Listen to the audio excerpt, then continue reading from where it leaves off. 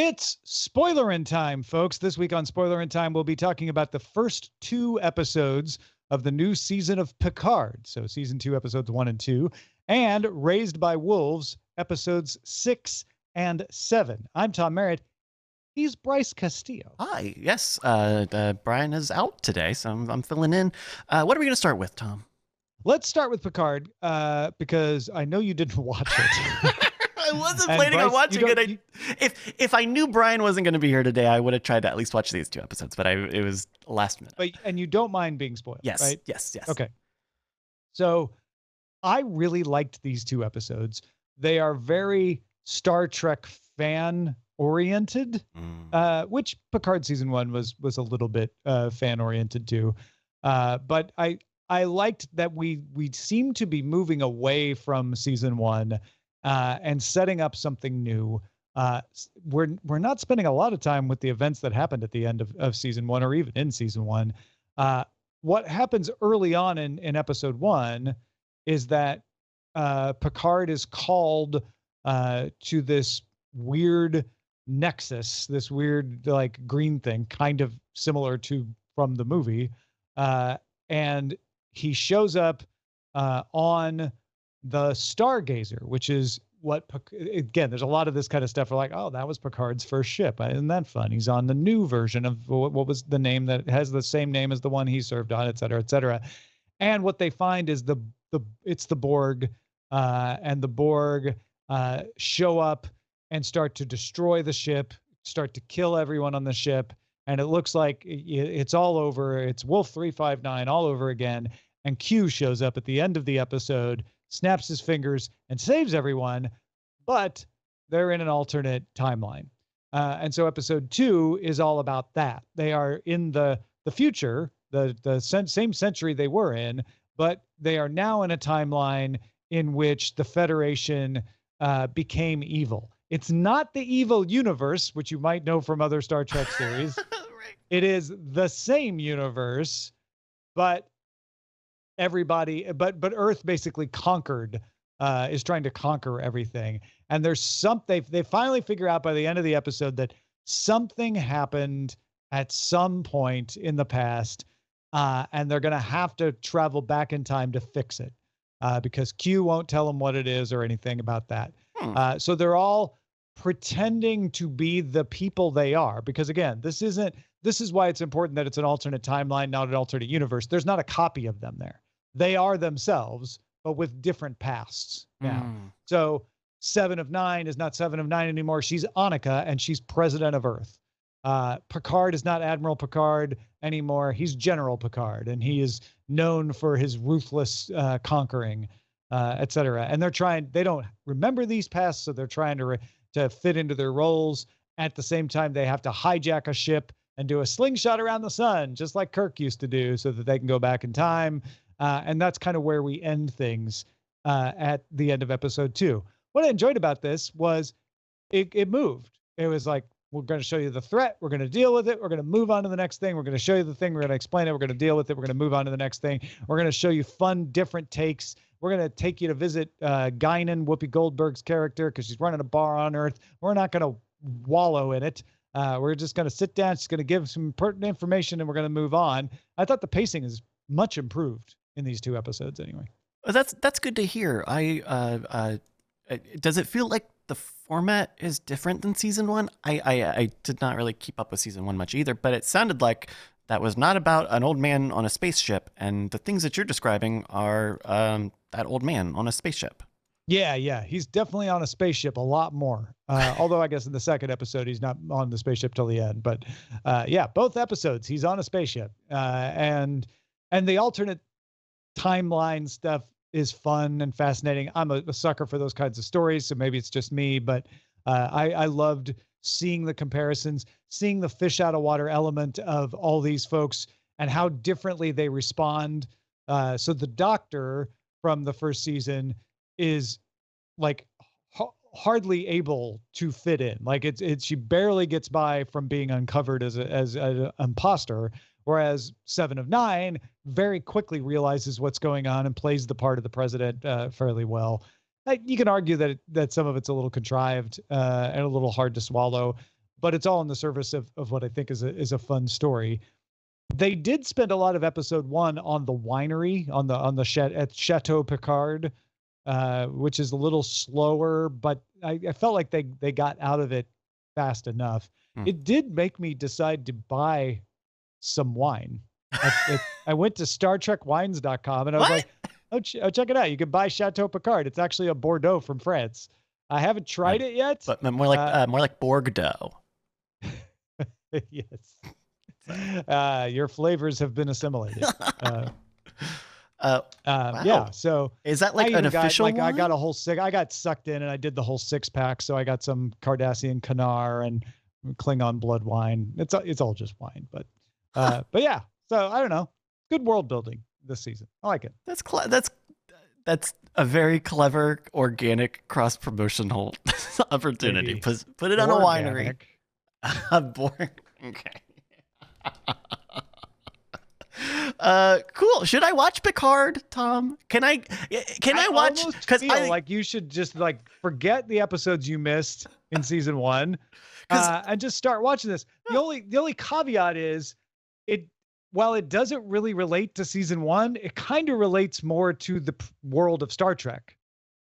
So when Q shows up, I'm like, oh my gosh, this is Q. This is such a Q situation. Oh, and he's being so Q. Whereas you're going to be like, who's this? So I'm curious whether that would be too hard to follow, but I think the story is good. Yeah. That premise sounds great. I don't know what the premise of season 1 is, but season 2, hey, we're in an alternate world, and like that seems cool. I don't think I need to know all the Star Trek people maybe You'll I'll miss try some references, but I don't feel like they're references that are essential to understanding the story. Whether that is one of the reasons I'm enjoying it more, though, maybe. I mean, I made it through Lower Decks without any problems in that regard. This is not nearly as good as Lower Decks, though. I'm definitely not putting it in the same class. Okay. Lower Decks is just genius, right? So like in subverting your expectations. This is a little more expected. So overall, you're feeling good to watch? Yeah, Picard I'm enjoying it. Good. Yeah, it's enjoyable. Very good. It's not a must watch, but it's very fun. It's very enjoyable. Yeah. Okay. There you go. Picard. Yeah. All right. Let's talk about Raised by Wolves, episodes 6 and 7, which I described to myself as the opposite of Picard. That is to say, not a don't watch, but am I enjoying it? Honestly, it's not even that I'm not enjoying it. I find my attention drifting, where I like realize like, oh wait, I wasn't paying attention. I was watching this. Yeah. Yeah. It's. I'm not gonna sit here and tell you that I want them to go back to the realistic Raised by Wolves, but I just want everybody to know that in this episode, a giant floating space worm ate a woman who turned into a tree and was on fire and then turned into a serpentine god. So I'm just like, we're really going in on the fiction part of science fiction, and I'm having some trouble because there's a lot of magic goo happening. There's a lot of magic goo technology. Oh, a tech tree. Someone ate a tech tree and they became a bio tree. Like, what are you doing? I know that we saw a robot pour milk on a robot skeleton and it turned back into a robot. And I was okay with that because I'm like, oh, okay, nanotech, it's rebuilding. They got blood. Probably some programming going on where the milk can activate things, and the tree was a bit much. I'll be honest, if I bought the tree, then the big giant worm eating the tree and turning into a space god, I would have been all right with. But I didn't buy the tree. I'm like, honestly, didn't see the tree. I was like, oh, she's wandering over there. Oh. And then I looked away and I was like, oh, she's a tree? And so then I had to rewind and watch the whole thing. Like I totally drifted away during that. Because she turns into a huge, fully grown tree. How did she become a tree? And then I watch it and I'm like, I watched it now, but I'm still not sure how she became a tree. Tom, I have I've disagreed with this thought every time it's popped up when I watch Raised by Wolves. And today when it popped up, I couldn't deny it. The thought being, they're going to tell us everybody is everybody who is not an android is some other type of robot that they will not call an android. It'll be like, oh, they're human bots. They're programmable biobots. Yeah, because there's just so much stuff that is just floaty, loosey-goosey magic. Not even like soft sides. Like they tune into the tree's thoughts because they have a radio next to it. And her thought is, burn me so I could make the snake god. What? That's If I bought the tree, then the burning could be like, oh, this is how you strip out, you had this organic case for a piece of technology, and this is. But again, I have to buy the tree, and I didn't buy the tree. Yeah. Also, why did the tree suddenly able to move and put its arms up? Right. Why does it flower immediately? Why does everybody not have any issues with these random brains fruits? A mother has issue with them, and Campion kind of does too. But like, I mean, if you're hungry, you'll eat a brain fruit. I get that. Okay. But in a world where the water is acid, sometimes, depending, maybe do more than just like, oh, it's been tested. Right. Really? Like, yeah. Like it's. You're gonna trust the little kid of the Mithraeus. Right. Oh no, they got it from Sector. Oh, he said it was tested. Yeah, and with such great confidence, It was tested. They tested it. And you know why I'm going to keep watching it, Tom? Why? Because I'm very interested in the wrinkle of grandmother.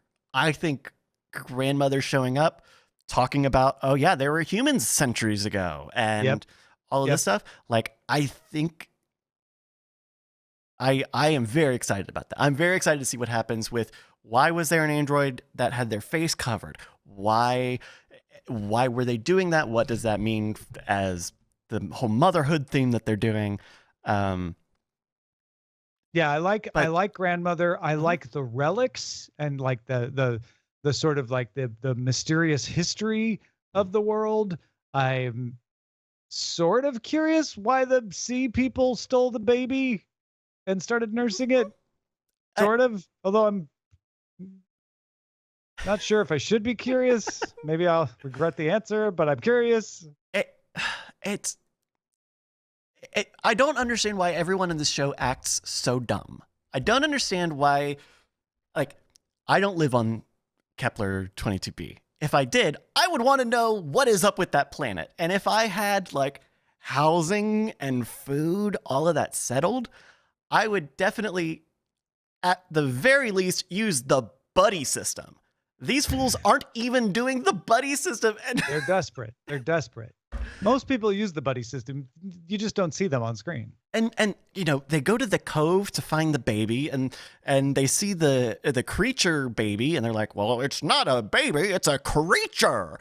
And it's like, why is it taking you all so long to realize that people are like metamorphosing on this planet? Mm-hmm. Like, come on. It's cool, and it's weird. There's some good parts still. Yes, and there are good. Really cool looking. But I just get bored. Mm-hmm. It is definitely a show that I drift when I watch now. Which is a shame because I'm not, and I say that perfectly willing to take responsibility that it's, I should just be approaching it differently, and maybe I'd enjoy it more. I don't think it's not my kind of story. Right. I think it's just, I don't know. It's just not compatible with my expectations at the moment. My expectations being based on season 1. Yeah, it's definitely like, I don't know. Season 1 felt so sweeping and so big. And now like the cast is 3 times as large. They're in civilization, and everything just feels like a Star Trek excited scene. that like the sides are switching and they're teaming up with each other against the threat. And I just don't care as much as I think I should. Yeah. I will owe up to this. Like when Marcus and Mother are in the ship and they're like putting their truce together, I went, I don't know how these two people ended up in the same room, and I'm not going to rewind to find out. Which, so I don't know. Well, there's only one more episode this season. Yeah. So I guess we'll find out. Wow. That's all there. Is it ungrateful to say, is that all they're going to do this season? Does it feel like they haven't done much? I think it's personally, I will wait until I've seen what they do to say that. Okay. I think that's very reasonable. Yeah. I will probably say that, but let's just wait until odds are. Who knows? Who knows? Right? Yeah. It could be, and I'm not on this train if I didn't think that was a possibility. I want it to be good as well. But if it's going to be a schlocky show, then it needs to recognize that it's the one that is shaped like a punching bag, not me. Maybe this season can just have like crazy battles at the end, and I'll be like, you know what? It was a little weird, but it had fun, crazy battles at the end. I would be down for that. Yeah. All right. That is Raised by Wolves, season 2, episodes 6 and 7. Next week on Spoilerin Time, we are probably going to get Brian's opinions on episodes 1 and 2 of Picard, as well as talk about Picard season 2, episode 3, and get his opinions on the final 3 episodes, as well as discuss the finale of Raised by Wolves. That's season 2, episode 8. Thanks everybody for being with us. Thanks for supporting us at patreon.com/Cordkillers, and we will spoil you again next time.